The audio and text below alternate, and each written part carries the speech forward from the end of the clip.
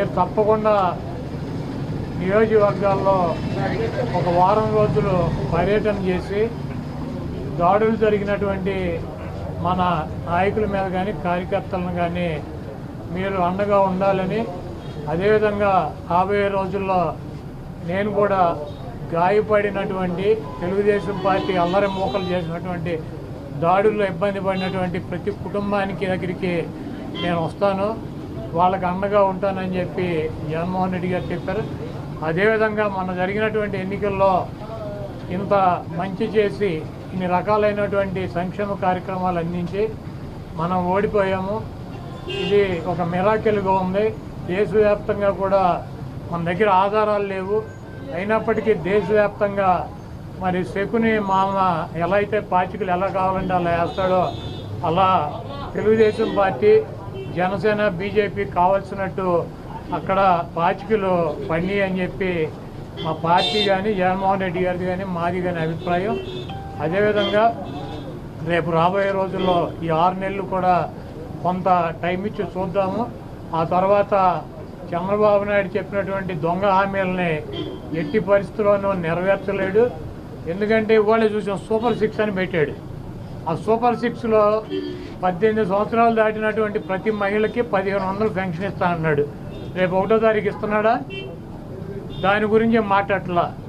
3 gas సిలిండర్లు ఇస్తానని చెప్పాడు, దాని గురించి మాట్లాడట్లా. బస్సుల గురించి మాట్లాడట్లా.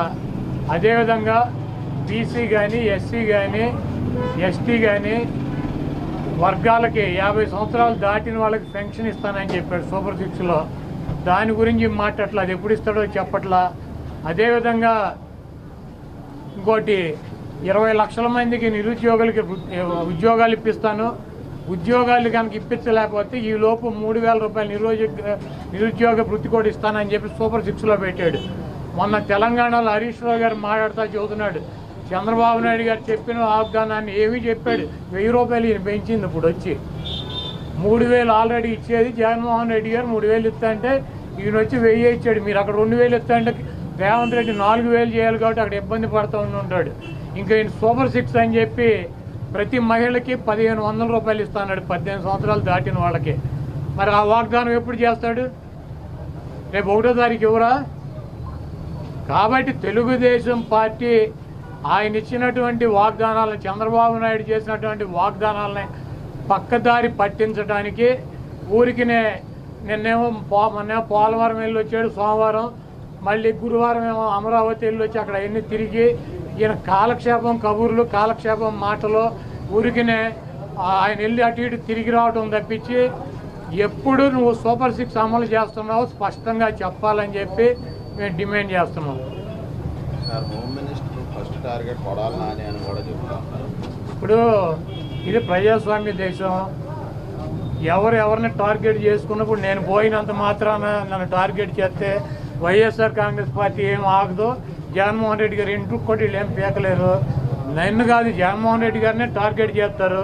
ఇక్కడ మీరున్న సెక్యూరిటీ అంతా తీసేసి గన్మెన్లను తీసేసి ఇంకా 15 రోజులు ఎలక్షన్ జరగలేదు, కమిటీ సిఫార్సులు రాలేదు, ఇక్కడ మొత్తం అంతా కూడా సెక్యూరిటీ తీసేశారు కదా. తీసేసి ఎల్లో మీడియా కెమెరాలు పట్టుకొచ్చి జగన్మోహన్ రెడ్డి గారి ఇంట్లోకి ఎట్టెళ్ళాలి, గోడ దూకి ఎట్టెళ్ళాలి, ఇవన్నీ కూడా వాళ్ళే చూపిస్తున్నారు. కాబట్టి ఇక్కడ టార్గెట్ ఎవడు దొరికితే ఆ టార్గెట్. ఇటువంటి వాటికి భయపడే ప్రసక్తి లేదు. ఎవడెవడికి టార్గెట్, ఎవడెవడి చేతులు ఏం రాసి ఉందో అవన్నీ పైన ఉన్నటువంటి భగవంతుడు నిర్ణయిస్తాడు. ఎవరి టార్గెట్లు ఎవరికి ఏమవుతుందో చూద్దాం రాబోయే రోజుల్లో. అదేవిధంగా ఋషికొండలో కట్టినటువంటి